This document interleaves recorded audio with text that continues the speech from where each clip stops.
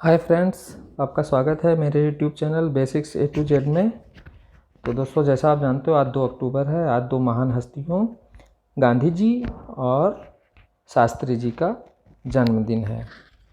तो आज हम लोग उनको श्रद्धापूर्वक याद कर रहे हैं। तो इसी संदर्भ में कुछ जानकारी है जो मैं सोच रहा हूँ आपके साथ साझा की जाए तो बहुत अच्छा लगेगा। तो हम लोग देखते हैं। गांधी जी और शास्त्री जी दोनों का जन्म 2 अक्टूबर को हुआ था, लेकिन सन अलग थे, है ना। गांधी जी शास्त्री जी से बहुत बड़े थे। तो हम लोग वन बाय वन देखते हैं। आप लोगों को गांधी जी के बारे में तो ज़्यादातर सभी को पता है, कुछ जो बच्चे हैं उनको नहीं पता है। तो हम लोग लेकिन वही बेसिक जानकारियां हैं तो उनके बारे में जानते हैं। तो जैसा कि आप जानते हो, गांधी जी का जन्म 2 अक्टूबर को हुआ था 1969 में। गुजरात के पोरबंदर शहर में हुआ था और उनके पूरा नाम था मोहनदास करमचंद गांधी। उनके पिताजी का नाम था श्री करमचंद गांधी और उनकी माता थी श्रीमती पुतली बाई। और ये जो उनकी माँ थी, उनके पिता की चौथी पत्नी थी। उसके पहले उनकी 3 पत्नियां मर चुकी थीं। ये चौथी पत्नी थी जो गांधी जी की माता थी। उनका नाम था पुतली बाई। और गांधी जी की जो पत्नी थी उनका नाम था कस्तूरबाई मक्कनजी। कस्तूरबाई मक्कनजी या कस्तूरबा या बा कहते थे उनको। तो गांधी जी की जब शादी हो गई, तब तक गांधी जी जो पढ़ने में कोई खास नहीं, एवरेज ही थे हमेशा पढ़ाई में। तो लेकिन सब लोग चाहते थे कि ये जो है कानून की पढ़ाई करें और बैरिस्टर बने। तो गांधी जी जो है कानून की पढ़ाई करने के लिए, बैरिस्टर बनने के लिए इंग्लैंड चले गए। और इंग्लैंड में उन्होंने अपनी पढ़ाई पूरी करने के बाद बम्बई में आके वकालत शुरू करी, लेकिन उनको कोई ख़ास सफलता नहीं मिली। तभी साउथ अफ्रीका, जो अफ्रीका महाद्वीप है, उसमें एकदम नीचे एक देश है दक्षिण अफ्रीका। वहाँ पे जो एक भारतीय व्यापारी थे वो आए हुए थे। तो वो उनको 1893 में एक भारतीय फर्म जो है, नटाल शहर है साउथ अफ्रीका में, दक्षिण अफ्रीका में, तो वहाँ उनको वो ले गए। क्योंकि यहाँ पे तो कुछ गांधी जी का काम नहीं चल रहा था। बम्बई में वकालत की, उसमें सफलता नहीं मिली। फिर राजकोट में कुछ यही केस वेस दर्ज करने के लिए लोगों को काम करने लगे। टीचर की भी जॉब के लिए अप्लाई किया, लेकिन वहाँ भी उनको मिली नहीं जॉब। तो साउथ अफ्रीका में उस समय अंग्रेज़ों का राज था, जैसे इंडिया में अंग्रेज़ों का राज था। तो वहाँ पे लेके गए और वो जो व्यापारी लेके गया वो 1 साल के उनको करार पे लेके गया कि आपको वहाँ हमारे फर्म की तरफ से आपको वकालत करनी है। तो जब वो दक्षिण अफ्रीका गए तो उन्होंने वहाँ देखा यहाँ बहुत सामाजिक अन्याय है ना, काले गोरे का भेदभाव है। और जो अंग्रेज़ यहाँ वहाँ पे हैं वो सबको बहुत भेदभाव की नज़रों से रखते हैं और व्यवहार भी वैसा करते हैं। तो गांधी जी ने वहाँ अंग्रेज़ों के खिलाफ आंदोलन की और लोगों को जागरूक किया। उसके बाद 1915 में गांधी जी भारत आए और यहाँ की राजनीति में सक्रिय हुए। 1916 में अहमदाबाद के समीप उन्होंने साबरमती आश्रम की स्थापना की। और उसके अलावा उन्होंने फिर वो भारतीय राजनीति में पूरी तरह से सक्रिय हुए। उन्होंने 1917 में बिहार में चंपारण किसान आंदोलन से शुरुआत की। वो खेड़ा में कर नहीं आंदोलन चलाया। उसके बाद खिलाफत आंदोलन, असहयोग आंदोलन, सविनय अवज्ञा आंदोलन, भारत छोड़ो आंदोलन, इतने ढेर सारे आंदोलन चलाए। किसके खिलाफ? अंग्रेज़ों के खिलाफ। क्यों? क्योंकि यहाँ भी अंग्रेज़ों का राज्य था। पहले तो साउथ अफ्रीका में उन्होंने चलाया, वहाँ पर उन्होंने अपने सत्य अहिंसा के प्रयोग पे काफ़ी वहाँ पे लोगों को जागरूक किया और वहाँ पे अंग्रेज़ इनके बारे में जान चुके थे। तभी यहाँ पर भी उन्होंने यही प्रयोग किए, सत्य अहिंसा, मतलब बिना हिंसा के ही आज़ादी दिलाने का उन्होंने ठान ली थी। तो इतने इन्होंने आंदोलन किए जो आप देख रहे हैं, इन्होंने कई आंदोलन किए। तो इसके आधार पे लास्ट आंदोलन था उनका भारत छोड़ो आंदोलन। भारत छोड़ो आंदोलन 8 अगस्त 1942 को। तो इस तरीके से उन्होंने अंग्रेज़ों से मुक्ति दिलाई। लेकिन इस स्वतंत्रता संग्राम के तहत जो अभी पाकिस्तान बन गया वो भी एक टुकड़ा हो गया, वो जो कभी इंडिया का हुआ करता था।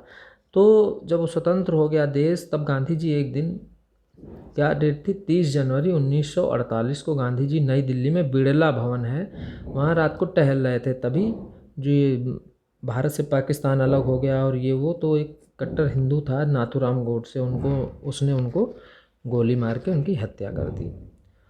तो बच्चों, बहुत अच्छा काम करा था गांधी जी ने। तो हमें उनसे जीवन से सीख लेनी चाहिए, उनके सत्य अहिंसा के मार्ग पे चलना चाहिए। उनके सिद्धांत थे सत्य और अहिंसा। तो उन्होंने कभी कोई ऐसा हिंसक कार्य नहीं किया, हमेशा सत्य अहिंसा के मार्ग पे चल के हमें आज़ादी दिलाई।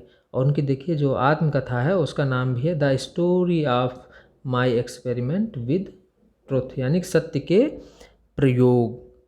और बच्चों जब वो मर गए तो उनकी समाधि बनाई गई जिसका नाम है राजघाट। ये बहुत पूछा जाता है, ध्यान कर लेना आप, राजघाट है। तो हमें गांधी जी के जीवन दर्शन को अपने जीवन में उतारना चाहिए। उन्होंने सत्य अहिंसा के आधार पे कैसे हमें आज़ादी दिलाई। और जो दूसरे महान हस्ती हैं वो लाल बहादुर शास्त्री जी हैं। हम लोग उनके बारे में भी देखते हैं। लाल बहादुर शास्त्री जी ने भी स्वतंत्रता आंदोलन में भाग लिया था गांधी जी के समय में, तो उनके बारे में पढ़ते हैं हम लोग। लाल बहादुर शास्त्री जी जो हैं उनका भी जन्म 2 अक्टूबर को हुआ था, 2 अक्टूबर को। उनका नाम था वाकई में लाल बहादुर वर्मा या लाल बहादुर श्रीवास्तव। तो उनका जन्म 2 अक्टूबर 1904 को हुआ था। गांधी जी का हुआ था 1969 में। इनका 1904 में मुगल सराय उत्तर प्रदेश में है, जो मुगल सराय का नाम अब दीनदयाल उपाध्याय कर दिया गया है। और इनकी मृत्यु हुई 11 जनवरी 1966 को। तो ताशकंद में इनकी मृत्यु हुई। तो उनका जन्म जो है मुगल सराय में हुआ था। उनकी मृत्यु हुई 11 जनवरी 1966 को। कहाँ पे? ताशकंद उज्बेकिस्तान में। तो ताशकंद जो कि उस समय सोवियत रूस का एक हिस्सा था, उज्बेकिस्तान, वहाँ हुई। तो क्यों हुई आगे हम जानेंगे। वहाँ कैसे पहुँच गए शास्त्री जी। उनकी पत्नी थी ललिता शास्त्री और उनके पिताजी थे श्री शारदा प्रसाद श्रीवास्तव, जो कि टीचर थे। बाद में वो उन्होंने क्लर्क का भी काम किया। उनकी माता थी श्रीमती राम दुलारी। और इनका जीवन बहुत ही सादा था शास्त्री जी का। परिवार में जो है सबसे छोटे होने के कारण लोग इनको प्यार से नन्हे भी कहकर बुलाते थे। और जब शास्त्री जी 18 महीने के थे तभी इनके पिताजी का निधन हो गया। तो इनकी माँ जो है उनको लेकर अपने नाना, उनके जो हजारी लाल नाना थे, मिर्ज़ापुर चली गई। वहीं पे ननिहाल में रह के इन्होंने अपनी शुरुआत की, शिक्षा ग्रहण की। उसके बाद इनकी शिक्षा हरिश्चंद्र हाई स्कूल और काशी विद्यापीठ से हुई। जब काशी विद्यापीठ से इनको शास्त्री की उपाधि मिली, क्योंकि संस्कृत में उन्होंने पढ़ाई की थी, तो शास्त्री की उपाधि मिली। तो उन्होंने अपने नाम के आगे शास्त्री लगा लिया। तभी तो हम लोग लाल बहादुर वर्मा या लाल बहादुर श्रीवास्तव नहीं जानते हैं। क्या जानते हैं? लाल बहादुर शास्त्री। या फिर हम लोग अब तो उनके नाम को, शास्त्री को, शास्त्री जी के नाम से भी जानने लगे। शास्त्री जी मतलब लाल बहादुर। तो उनको शास्त्री की उपाधि मिली, उन्होंने अपने नाम के आगे शास्त्री लगा लिया और जाति वाला शब्द छोड़ दिया। तो लाल बहादुर के नाम जो है, शास्त्री शब्द जो है लाल बहादुर के नाम का पर्याय बन गया। अगर शास्त्री जी कहो तो कोई समझेगा कि लाल बहादुर शास्त्री की बात हो रही है। फिर क्या हुआ, ये राजनीति में भी अपना काम कर रहे थे और आंदोलनों में भी भाग ले रहे थे जो गांधी जी द्वारा चलाए जा रहे थे। तो जब जवाहरलाल नेहरू की मृत्यु हुई, कब? 27 मई 1964। जब भारत हमारा आज़ाद हो गया, जवाहरलाल नेहरू प्रधानमंत्री बन गए। और जब 27 मई 1964 में जवाहरलाल नेहरू की मृत्यु हो गई तो उस समय कांग्रेस में यही बहुत अच्छे नेता थे, ईमानदार थे, इनकी छवि अच्छी थी। तो उसके पश्चात इनको प्रधानमंत्री बनाया गया। तो इनके शासनकाल में 1965 में क्या था, भारत और पाकिस्तान का युद्ध शुरू हो गया। तो शास्त्री जी के नेतृत्व में पाकिस्तान को इन्होंने बहुत करारी शिकस्त दी, बहुत अच्छे से नेतृत्व किया। और ताशकंद में तब अमेरिका और रूस के दबाव के कारण ताशकंद में बुला के इनसे समझौता कराया गया कि ये जो ज़मीन पाकिस्तान की जीत चुके थे वो कह रहे थे हम वापस नहीं करेंगे। तो अमेरिका और रूस ने इन पर दबाव डलवा के एक ताशकंद में समझौता कराया। उस समय पाकिस्तान के जो प्रधानमंत्री थे वो अयूब खान थे। तो समझौता कराने के लिए पाकिस्तान में गए, अयूब खान का समझौता किया।